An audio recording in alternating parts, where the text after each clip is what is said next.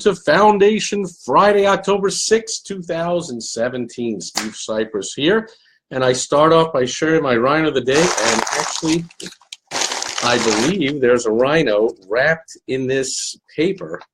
Don't know what it is, so we're going to open it up and find out together. Yeah, even though I moved about 2 years ago from Chicago to beautiful, spectacular day here in sunny Arizona, as I look at the purple mountain majesties and the sun about to set in the distance. And but I still have boxes and boxes of rhinos that I have yet to unpack.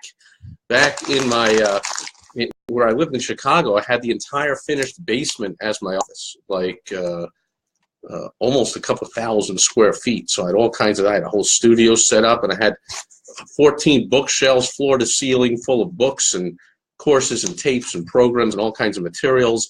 And then I had several more bookshelves full of rhinos, and I had rhinos all over the place. So I have not yet taken, actually this place is even bigger. There's nearly 3,000 square feet in this beautiful house that we're living in. But I have not taken the time yet to deck it out in lots of bookshelves and take the rhinos out and put them all over the place. So thanks to recording these videos, thank you for indulging me. My rhino of the day is getting me to unpack some of the rhinos, which I do before each video that I shoot every day. But today, I decided to use what's known as the curiosity approach, even to myself, and not open this up. Now, I will say that a few of these that I've opened weren't, in fact, rhinos. They were like bobblehead of me and things like that I packed up, but weren't rhinos. So let's see. I think I've opened up all the bobbleheads that I had, and this ought to be a rhino. So we will open it up together. It's kind of heavy. Makes sense that I would pack it. Seems like it's some kind of stone. Yeah, we have more papers within the. Oh, it is indeed a rhino, and it's a beauty. Check that one out. This is, now see, I'm unprepared to describe it because I have not even seen it in a couple of years. How cool is that? I love this rhino. This is some kind of a white stone, white pinkish stone. I forget what it's called, but it's a beautiful stone carved rhino.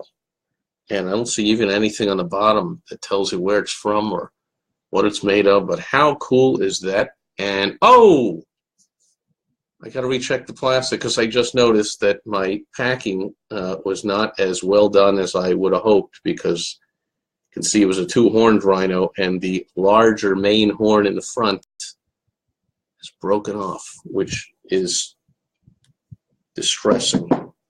So let me get back into the wrap. And now I don't even see it in the wrap, so it must have even fallen out. After the video, I'll go check in the box for it. Missing rhino horn. Now, hopefully that doesn't mean a poacher came along and got into my boxes in one of my spare rooms here and dehorned the rhino, because poachers are famous for doing that. But actually, when you do that, it kills the rhino. This one is still doing fantastic, and that's one reason the rhino is the symbol of the entrepreneur, of you and me. I hope you're an entrepreneur if you're watching, because even we got thick skin, and even if you take our horn off and smash our rhino, and now I see another little chip here towards the bottom here, a little chip in the bottom near his leg. Man, I got to get better at packing these rhinos if I'm going to be moving around. So he's still doing great. It's still charging towards his goals, like I hope you are as well. So, curiosity approach, that's the topic, go figure, of today's Foundation Friday. And as I warned yesterday, to those who follow me daily in these videos, this is not your average typical Foundation Friday. It's a much more advanced tip. So, but I realized that back when I named every day of the week for these videos, I didn't name any for advanced tips. But this one I do want to share because it's an experience that happened. Excuse me. It just happened recently on Facebook. And so I want to share the results because they were quite interesting and quite telling, and even beyond my expectations of how well this worked. So I'll let you know. And Annette is here, Donna, and Nathan's here, and repair it with molten gold Japanese style. I like it. I don't know what that means as far as Japanese style or how to even repair this with molten gold, but I love the idea of having a stone and gold rhino. Okay, so speaking of gold, this was a post that I'm looking at. I got my Facebook page here up on one of my other monitors, and it is viewing looking up at a shot of the Mandalay Bay, the infamous Mandalay Bay Tower Hotel, which looks like gold. So who knew? There you go, Nathan. Man, I'm going to have to read all that later, but it's something about golden repair, Japanese art of repairing broken pottery with lacquer dusted or mixed with powdered gold. Love it. I might actually look into that. See, now that's the spirit of the entrepreneur in the right. You turn the negative into a positive. Oh, yeah, he's missing a horn? No, he's about to get a gold horn. Kind of cool. Anyway, so, or perhaps just have a little gold stripe if I find the horn, which I think I'll find it in the bottom of the box, and I have them put something, seal it in. Maybe I'll use gold to do that. Anyway, let's get to the point here. So this is an article that I took from a website which would give a clue to people who didn't take it. Maybe they just don't know. It's called reason.com, and I have subscribed to their magazine, which I know I was just reading one of the issues, so it's around here somewhere. Sometimes I keep these and I stack them up and I go back and read them. And here we go. So here is an issue of Reason magazine. That's actually kind of something on the cover added on. I can teach about that too in direct mail. But this is the actual magazine, Reason, and you can see the subtitle. It is for free minds and free markets. So this is an extremely reasonable, sensible magazine full of fantastic articles about freedom and the lack thereof in certain cases here in the United States and abroad, and it brings to the attention of people all kinds of good things that are happening for free minds and free markets, and some not so great things that are happening for free minds and free markets. So because I subscribe, I also get their daily email, and this article came along the day after, I believe, this, whoever he is, lunatic for whatever reason, decided to kill lots of Americans, and probably there's some people not even from America there, although I haven't heard that. But so here it is. The title of the article that people could click on to read, and I don't think I purposely did not write anything with it. Usually I'll write at least a line or two, or maybe a paragraph when I post a link like this, give my little take on it. But here I said, oh, check this use of the curiosity approach, which I thought is brilliant, and I'm going to share why it worked with you. So the title of the article is, how could anyone, and it's a question, right? It starts with how. How could anyone deny the need for tougher and more stringently enforced gun laws in the wake of the Vegas slaughter? So I'll read that again, and anyone, you can go to my Facebook page, Steve Sipress. I have no privacy settings on anything. Go check it out. How could anyone, social media, right? I think it's anti-social to put privacy on it. So anyway, how could anyone deny the need for tougher and more stringently enforced gun laws in the wake of the Vegas slaughter? Now, what does that sound like? It sounds like it's going to be one of these off-the-wall, we want the government to control more of our life type of articles, which those pro-government control, disrespect of American citizens and themselves, since it's usually American citizens that believe in this. I can't believe it. They're otherwise smart people, but they somehow believe they're so feeble that they can't even control their own lives, so they're always looking for government to solve every problem and control everything. However, that's the opposite of the viewpoint of a magazine with the title Reason. Of course, because that is an unreasonable, ridiculous position. And Reason is all about free minds, free markets. So freedom, the opposite of government control, right? And yet the article suggests and hints at, it asks the question, should there be more government control? Now again, if somebody had seen the link, the website, the URL that this came from, they would know right away, like I did when I saw it. My first take was like, what? So who would possibly be in favor of more stringently enforced gun laws and more tougher gun laws, more, in other words, government control of our lives? Who would be writing that on Reason.com, Reason magazine? So other people, I don't think they saw where it came from. So that's rule number one for another day, but a tip, whenever you're reading anything. And the great Howard Berg, the world's fastest reader, a good friend of mine. I've had him speak at 4 different times in my events to entrepreneurs and to help our entrepreneurs out to read faster. And that's one of the tips Howard gives. I'll just give it here, that he shares. One of the tips to speed reading is the first thing you want to do is check out the source of the material and try and find out the point of view of the author, because that will help you to speed read through it, to get it through your mind quicker when you understand where he's coming from, so you're not susceptible to what happened here and being fooled. So just about everyone was fooled by this headline, including me originally, until I realized it comes from reason.com. This cannot, and I recognize this is a question. It didn't say, well, now you can't possibly deny the need for tougher gun laws, for more government control over your lives and telling you what to do because you're so weak and feeble you need the government to tell you what to do all the time. But see, by asking it in the negative, how could anyone deny the need for tougher gun laws? It makes people believe that this would be a pro-tougher gun laws, more government control article. However, of course, I think I've already given it away. It was on reason.com, so it's not pro-government control as if we are weak, spineless human beings that can't control our own lives. It is for more freedom. However, look what happened. Oh, I got to click on the more comments. So many comments came on, probably about 100 altogether. And again, you can go to my Facebook page and read them. But look how it fooled. And it's taken a little while with my sporadic and horrible internet connection. It is spinning and spinning. I apologize that I did not click on this before I started the video. I didn't realize there were so many more comments. Here we go. First person, a client of mine and a leader in the Second Amendment organization, and he's written books on hunting, and he takes people on safaris, and he leads hunting and shooting, and he's won awards and trophies and tournaments and whatever. So his first response is, that is an excellent article. So kudos to Jerry Luciano, who actually read the article before spouting off a comment. But then right away, the spouting off without reading began, reading just the headline. That's the lesson for Foundation Friday today. People will read just the headline. Just because you post something on social media or put it on a blog or mail it out in a newsletter or put it on your website or talk about it, like get up and say, I've got something to say about this at a cocktail party. Just because you have a message doesn't mean people are going to read it. People are going to listen. They're going to click. They're not going to open your letter. They're not going to read your letter. They're not going to read your blog posts, your emails. They just don't. But they could read the subject line in email. And over 90-some% of emails, that's all that's ever read is the subject line. Just like here, the title, the headline of the article is all that's read.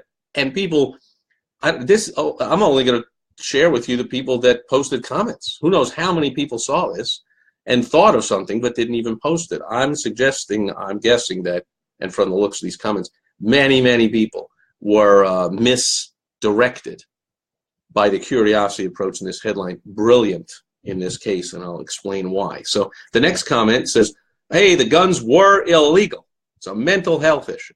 So right away, arguing with even the thought of stricter gun controls has nothing to do with guns. It's a mental health issue. Got a response to that one from another colleague of mine, extremely sharp entrepreneur, Diane Conklin, who says, actually, based on what the ATF and the undersheriff said last night on the 6 p.m. press conference, all the guns were legal. The clips are used to modify the way the gun shot, making them seem more like automatic weapons. And then the guy, that commenter replies, modified to automatic is illegal. So now he didn't read the article, and now he didn't even comprehend the comment, the reply to his comment.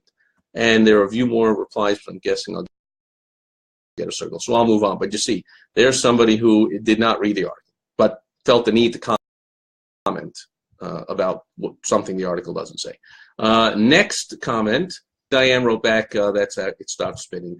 Yes, I know, again. According to what they said last night at the press conference, the ATF and the undersheriff both said the guns were not illegal. That's the official stance. And then I chimed in, the official stance is that the guns were not modified to automatic. They were modified to mimic automatic firearms, which is, for now, perfectly legal. To which the original commenter said, which fired automatically thousands of rounds in 11 minutes. Whatever that means. And then I said, which is why the item used to modify those guns is likely soon to be outlawed. And that's all you hear these days is bump stocks and whatever. But, there's what a token gesture to outlaw bump stocks when there's like all kinds of ways to illegally modify weapons, cars, refrigerators, pretty much any implement on earth. You can customize and modify it. You're not going to stop people by outlawing one way to do it. And you're not going to stop criminals from doing it, no matter what you say. Of course, they're criminals. Oh, and then I said that. It's like soon to be outlawed, which won't stop criminals and deranged lunatics from continuing to use them, of course. And then, now we had this deranged lunatic, lefty loony derangement person coming on, and he started blah, blah, blah, blah. Oh, yeah, the legal semi-automatic rifles were mimicked automatic, perfectly legal thanks to Republicans. So this person is deranged and somehow believes that there is some kind of difference between the two major entrenched parties, when of course there isn't. There's basically no difference. Not to mention that it was a few years ago that the ATF approved this thing, and that was under a Democratic president, not a Republican. So it was his ATF that approved it. But anyway, next comment. Now that commenter, now he reads the article, I'm guessing, because now he comments, the title is deceiving. People must read it to understand. Novel concept. Novel concept. Huh?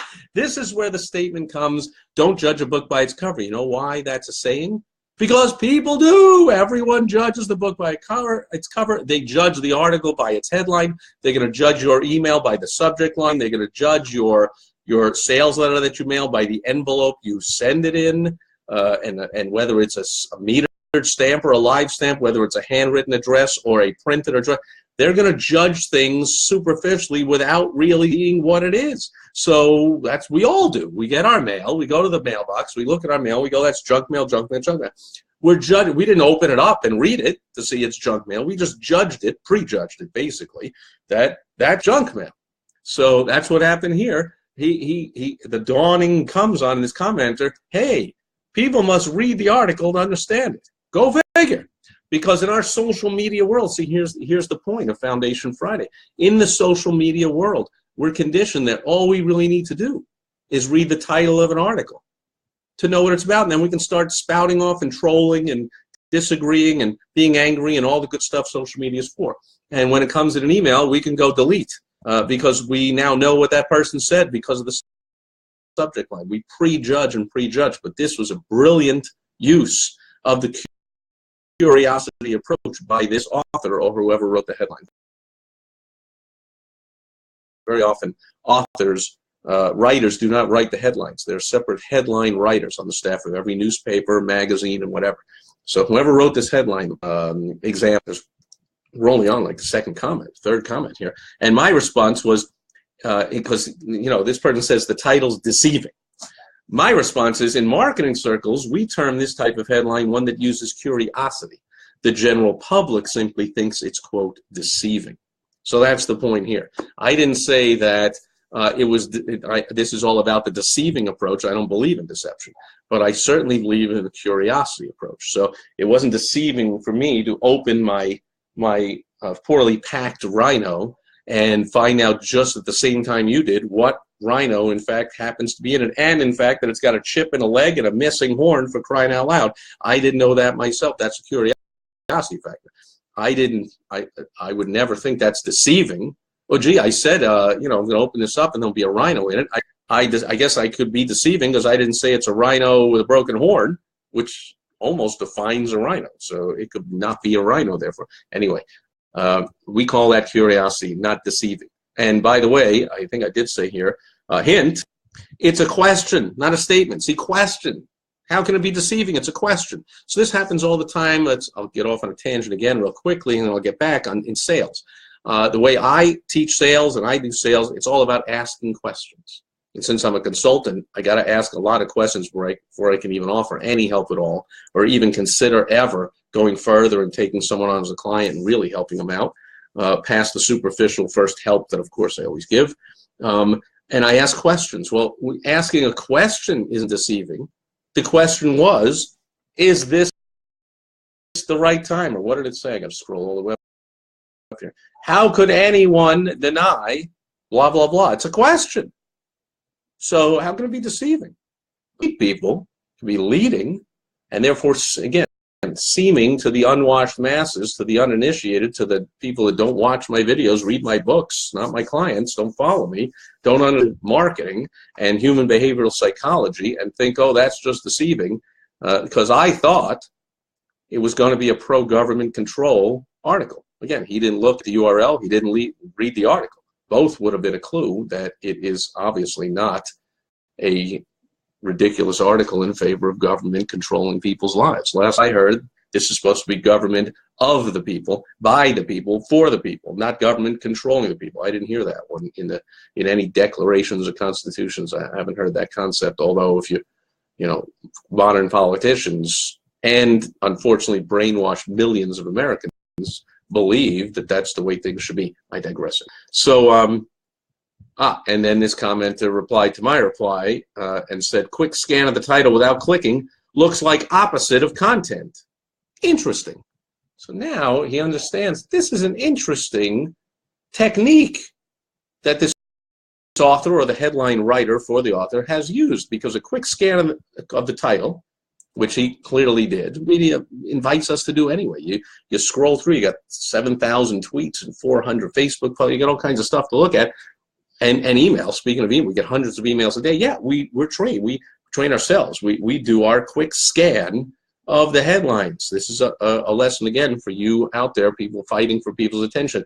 It's all they're going to give. They're going to do a quick scan of your email subject line or of the outside of your envelope before they decide this is junk mail or something I don't want to see. They're not going to read all the messages. You paid some copywriter a lot of money to write, or somehow you learned, took you years and lots of trial and error, more error than trial, to learn how to be a good copywriter, and then they're not even going to read it if you don't get good at getting them to read it, which the curiosity approach is one of the best ways of doing it, especially if you want to do, in this case, what I'm going to teach once I get done with the rambling explanations here of what happened. So I replied to his comment, now it's interesting that the title makes it look like the opposite of the content. That's interesting. My response, interesting and extremely effective. This technique, and that's what today's Foundation Friday is all about, this technique is used at those who wouldn't normally read the content to check it out. In this case, people who favor less personal freedom and responsibility and prefer to be more controlled by the government, click on more, oh, okay, that was quick, will click on this link assuming they would be led to a friendly article that confirms that point of view. Then, so you see what happens. I think this is a pro-government controlling my life, clamping down on my personal freedoms article, and therefore, because I have confirmation bias, I want to read things and only associate with people who all, you know, watch whatever channels on TV and read whatever blogs that all just say what I believe already. I never want to open myself up to another point of view. I just want to hang around the same closed group, that people that all think the same, talk the same, react the same to everything, so that I never grow and I never learn. That's what most people do. So this interrupts that by suggesting to anyone looking at this that would be anti-personal freedom and pro-government control would now think, this is a friendly article that will confirm my opinion, let's click on it. And so what happens there is, once the author has their attention and gets them to click on it, he can proceed then with a point of view they would basically never be introduced to. And that's the point. He has a point of view here that his answer is any reasonable person. Again, the question is, how could anyone deny the need for tougher gun laws in the wake of the Vegas slaughter? And the answer is, this is how. See, that's the article answers that question. It says, how could anyone deny the need for tougher gun laws? And then the article goes on to explain all the reasons how anyone with a clue can easily deny the need for tougher gun laws. So it's brilliantly done, because he's doesn't want to just speak to the same people that believe in more personal freedom all the time. He wants to draw some people in that believe in this government control. That's what happens, because as this poster put it, because without clicking on the article, you're misled to believe this is a anti-freedom article and pro-government control. You're electing, you need politicians. I mean, they're some of the most non-trustworthy, dishonest, what's the approval rating of Congress? Like single digits, right? So you really believe they should determine what you can and can't do in life? How ridiculous. What a straight, ridiculous concept. So he's now drawn people in. And then I added, and this is where I'll end, this is especially important in our current media environment, I've been saying this, where a huge number of people choose to expose themselves only to people who believe the same way they do, thus contributing to their increased ignorance and anger. See, if you're only going to pay attention to all the liberal channels that are following the Hillary Clinton's excuse-ridden tour, and with glowing, oh, she's right and she's great and she really shouldn't go away and shut up because, you know, the Russians hacked the election and Jim Comey's fault for whatever, and it was this guy's fault and her fault and his fault and his fault, but me? No, that's my fault at all. And in fact, it's an illegitimate election and you're all idiots for voting for him, and so that could never really happen. So, you know, it had to be, you know, if that's all you pay attention to, then that contributes to increased ignorance. You have information incest, where one person says something, and the next person says the same thing, and the same thing back, and the same thing back, and the same. And each generation, just like real incest, gets stupider and stupider and more mongoloid and stupid until you're all just looking at each other going, we all believe the same way. We never even open our minds to another opinion. We're all idiots. And boy, is that just pure stupidity. So I, on the other hand, as you can see from who's clicking on my thing here and commenting, I have friends from all persuasions, conservative, liberal, pro-government, controlling our lives, pro-personal freedom, you name it. I mean, I grew up, people who follow me, I grew up in the Northeast in New York as surrounded by nothing but left-wing liberal-itis. I also went to elite U.S. colleges full of elite professors, socialist professors, all kinds of crazy socialist elite ideas that, you know, government should do all the things and don't let people do their own things. I mean, they might even elect somebody that isn't Hillary Clinton. Go figure. See what idiots they are? So that's the environment I grew up in. My mom, who went to Berkeley, which is still one of the most whacked out liberal institutions. So, you know, I was around all these people and brought up. So a lot of my Facebook friends and friends in real life and family are all whacked out loony liberals. And then I have a lot of friends who are very successful business people and entrepreneurs who are, of course, going to tend to be more freedom, more personal freedom minded, right? It's entrepreneurs. We're our own boss. We believe in personal freedom and personal responsibility. And if something goes wrong, we take responsibility. We don't say, oh, it's Jim Comey's fault and the Russians hacked me. And we say, it's my fault that I let the Russians hack me, if that's what happened, right? So Equifax guy would say, man, we got hacked because we didn't have the right security in place. Not, we got hacked and that's why our stock price tumbled. Like, it's their fault, the hacker's fault. Like, seriously, liberals, Hillary Clinton leading the way, are blaming the hacker. And not to mention, there's lots of evidence that it wasn't any hacking at all, but one of her top campaign aides having as his password the word password. You don't have to hack that, by the way, you idiot. But anyway, I digress again. So there it is. So now we see other people coming on here and going, oh, now here's a talk about childhood friend. Childhood friend of mine, and he also didn't read the article because he says, by this logic, Chicago should be the safest city in the world, strictest gun laws, not exactly. And I'm, by what logic? I'll just bait it here instead of call him out on you didn't read it. So I'll say, by what logic? And then he clarifies the logic of gun control legislation, which again is what the headline would lead you to believe was the point of the article, and the article was in favor of government control. And so my response, I'm guessing you didn't read the article. I suggest it's worth the 5 minutes, and likely for him, very intelligent person, about 2 minutes to read that whole article. But for one click in 2 minutes, you can see people will not even read the article. Okay, that's my point. You think they're reading your emails? You think they're reading your sales letter and your newsletter and your website and any of your marketing, that you think they're reading your ad just because you paid a lot of money to place it on a website or in a magazine or a newsletter or a billboard or whatever? You think they're reading it? Like, welcome to the real world, if that's what you thought. And then he responds and says, oh, now you can see he read it. I'm guessing you're right. I said, I'm guessing you didn't read the article. He responds, I'm guessing you're right. Sorry, been seeing too much of the other argument. So now he's even apologizing, which is no need to apologize, but he's like, he flew off the deep end just at the title of the article because he's seen too much of that BS that otherwise people that think they're intelligent, capable people think they should cede all the power over their lives, or much of it, to the government, to inept and corrupt politicians to decide what they can and cannot do. So he's seen so much of that, and this is like the day after this event, and already all the loony liberals were out, weren't they, with their, oh, see, it's the fault that government isn't controlling your life enough. That, as if that would have stopped or could ever stop one lunatic from going up into a hotel and shooting all over the place. Like, get a clue. And so then here's another liberal loon who puts, I live in Chicago. It's not really or totally a guns bought in Chicago problem. Many of the gang guns are brought in illegally from Indiana with much looser restrictions.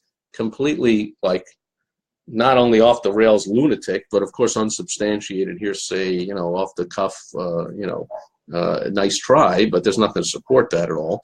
But then my response is, dude, let's go back to the real world. My response is, criminals will always find a way to get guns, knives, pressure cookers, box trucks, hammers, fertilizer, and any other tool they want to use to commit their crimes, regardless of whatever governmental restrictions are put into place in whatever jurisdiction. And I got no response from that lefty loony. So don't tell me this, oh, the problem in Chicago is because of the laws of other states, you see. And no.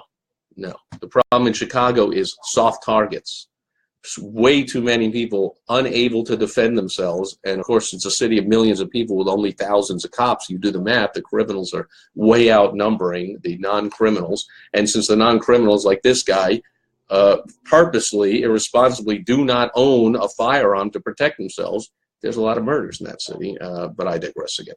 Anyway, this goes on and on. Another one. 4 replies, 10 replies, 4 replies, 9 replies. On and on and on and on. So that's the brilliance of the curiosity approach here. The author has an article in a magazine and on a website that he's writing to pro-personal freedom people. So that's who's always reading that. And the headline writer or the author says, you know what? I'm going to draw in some people who believe this is going to be a pro-government should control your lives, you idiots type of article, because that's what they, for some reason, believe. They put themselves down. Anyone that is pro-government control is, of course, putting themselves down as incapable of controlling life. Get a clue. But those people now might click on this article thinking it's friendly. Then he methodically evidence of why you could and should, of course, deny the need for tougher gun laws in the wake of the Vegas slaughter. So brilliant. That's my point. So if you have something that is, let's say you have an event. I hosted, over 300 seminars and events for small business owners.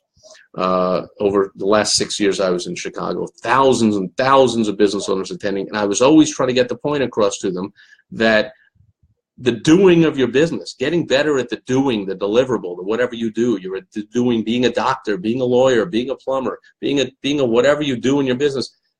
That's I call it the ante to get in the game. Everybody's excellent at that. Everyone will say I have excellent product, excellent service. Like that's what you put in your marketing. Buy from me because I have excellent product. You all say that. Oh, the food's great at the restaurant, the service is great, and we really care for our business. And who doesn't say that? Show me the ad where the plumber says we don't give a crap about we're always late, we smoke drugs on the way in, we never have the right tools, we overcharge, and we never do a great job, and we don't guarantee anything. So call us and you're out of luck. Like, no, everyone says that crap, so that doesn't matter. What matters is where the money is made is in the market. But 90% of business owners, in my experience of working with tens of thousands of them, is they don't get it. They don't realize that. So they get angry and frustrated that like, hey, but I'm a really good whatever, and that guy over across town who's not as good as me is making a ton more money. What is going on? I'll tell you what's going on. Your marketing.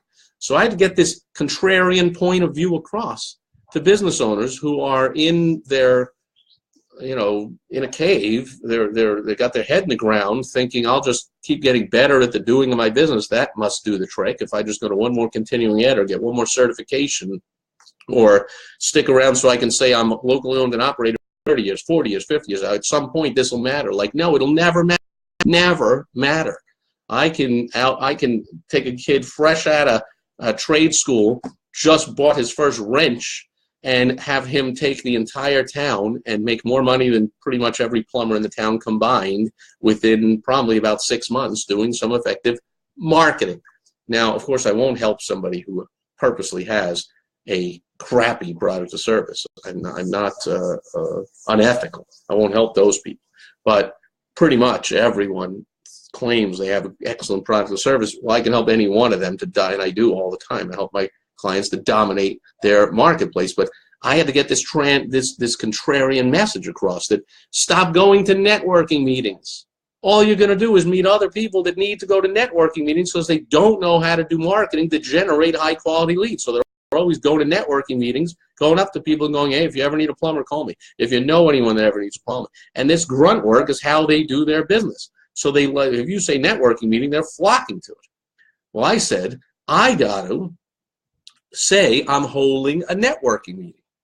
And of course, there'll be some networking, right? People will show up earlier talking, and then I'll take a break halfway through and say, now do some networking, and afterwards, hey, you know, I'm done, and I'm going to take off, but you guys can stay here and network. You know, there's a lobby, there's a bar, there's a restaurant. You know, so I'm not certain. Like I said, I'm not going to lie and mislead people. There's networking going on, but in between the networking, I'm going to attempt to get my point across into their hard-headed brain that, like, marketing is the cure for networking. Networking is like the worst business marketing plan in the world.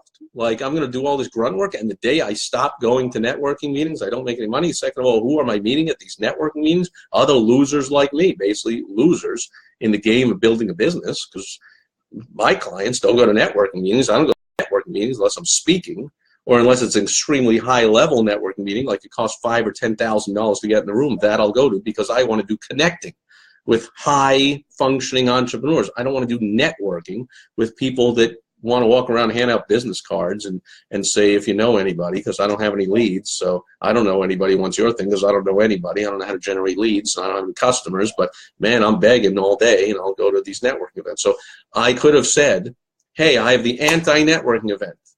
If you hate networking, come to my event. No one would have come.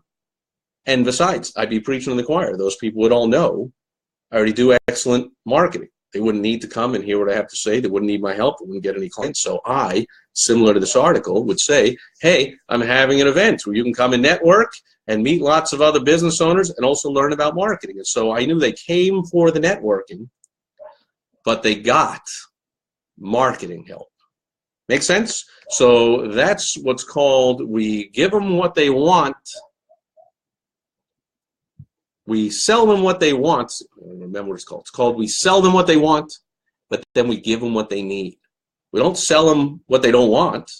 Good luck to that. Good luck to me ever filling a room with telling people, hey, come to a marketing event. Like 1% of business owners understand that's the key to making money, so the room would be empty. But if I say, hey, come where they can meet lots of people and lots of networking, then I have photos on my websites and my flyers and brochures and newsletters of all the networking going on. They didn't have, like, I had a couple of photos, I guess, of people sitting in seats listening to me, but I was sure to instruct all my photographers, take photos of the action. When I say break, get ready to take photos. Everyone stands up, everyone's talking to each other, everyone's meeting. You see old, young, black, white, male, female, tall, short, any kind of, wow, what a mix, what a networking going on, what. Yeah, no, that's, see, I knew, and any people, my clients and anyone that been to my events knew, that's a break from the stuff that actually works, the effective marketing of your small business. That's a break where, yeah, on the break, what am I going to do? Sit alone in a corner and sulk? Some people did, of course. They just sit there on their phone, or they go to the bathroom and hide out, or go in the hall and smoke a cigarette, or go outside, or whatever. Yeah, but people with a clue were like, hey, let me meet some other sharp people. And it wasn't just networking. It was, I heard this person, Steve pointed out that person's very successful, whatever, and this person asked intelligence, and I'm going to make a beeline for them on a break. I'm going to connect with the right people. I'm not going to walk around and think I got to network now, and somehow if I meet a person, I mean, once in a while you do. You meet somebody who can help you. So it's again, crazy, haphazard, anti-marketing plan if there ever was one. But anyway, so that's how I use the curiosity approach. Use it with all my clients. You'll see it in headlines. You'll see it right here in the headline for today's Foundation Friday is, this is a brilliant example of the curiosity approach. I didn't say what it is. I could have said, just go look at that article, or I could have just posted all about the article, but I want people to watch the video. I use the curiosity approach, and I hope you do the same. Now I'm going to go to the comments, questions, concerns. Everett is here. Dominic, Patrick Keene is here. David Linton, Zeta is here. Greg Bowen, Matt Linklater. We got some really high superstar entrepreneurs are here. And Nathan says, he's still talking about the golden rhino fixing thing, which I'll check it out. He says, basically, it's all about embracing past mistakes and the wrinkles and imperfections of our past that makes us who we are. Yeah, I got it. Right. I will turn the negative into a positive and make the rhino better than he ever was. Nathan, another comment, says, that's a straight-up solid headline. It needs to reach the people who disagree with it, and that headline did it. And I'm going to assume that Nathan is super sharp, and he posted that before I said it and explained it. Way to go, Nathan. And then he says, it joins them with their current thoughts, takes them by the hand, and leads them elsewhere. Exactly.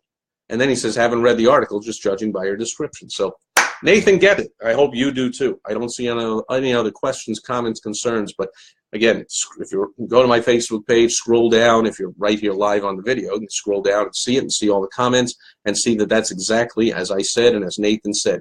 It invites people with a different point of view than the author, than that entire website. For some reason, I want to give up as much of my personal, I laugh even thinking of it. I want to give up as much of my personal freedom as possible. There's actually millions of Americans have been brainwashed into believing that. In other words, we have come a long way since the founding of this country, have we not? In fact, a long way since the Manifest Destiny Move West, which was also all about personal freedom. It's only been like 150 years or so of this slavery mentality. I guess when slavery was technically outlawed by the Emancipation Proclamation, people declared, but I like slavery. I like being told what to do. I like being taken care of by somebody. I don't like being sold and whipped and all that crap, of course. I'm not talking about real slavery. I'm talking about basically giving up your freedom to a boss to tell you what time to come in and what clothes you have to wear. They certainly wouldn't say wear some stupid red Hawaiian shirts every day and don't shave. I mean, if I had a boss other than me, likely I couldn't do this, right? I probably couldn't even shoot my video now that it's dark and the sun is already set. They'd say, shoot it earlier in the day, dude, when there's good lighting. And now, the top of your head is blinding people that are watching this. So, however, I'm pro-personal freedom. I'll record this video any damn time I want. I'll wear any stupid shirt I want. I'll shave whenever I feel like it. I'll sleep when I'm tired. I'll eat when I'm hungry.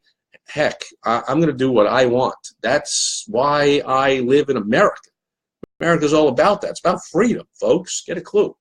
However, that's my point for today. I find I'm going to backtrack and beat a dead horse, and so I'll let you go. So without further ado, that's it for Foundation Fridays. You can see this is an advanced tip. So kids, don't try this at home if you don't really understand it or know what you're doing. If you don't understand it, even after I kind of beat it to death, hey, thanks for all the likes there. I guess that's people understand it. Hope, but if not, shoot me a message. Shoot me an email, Steve Sipress. And, I can't, obviously, I'm working with clients and doing some pretty important things, and otherwise I'm enjoying my life and doing whatever the heck I want, but I still love to teach. And my mom was a school teacher, and I feel the calling to teach. So I still take time out of every week to get on the phone and help people out or respond to messages and help people out, especially entrepreneurs, small business owners. I love you guys.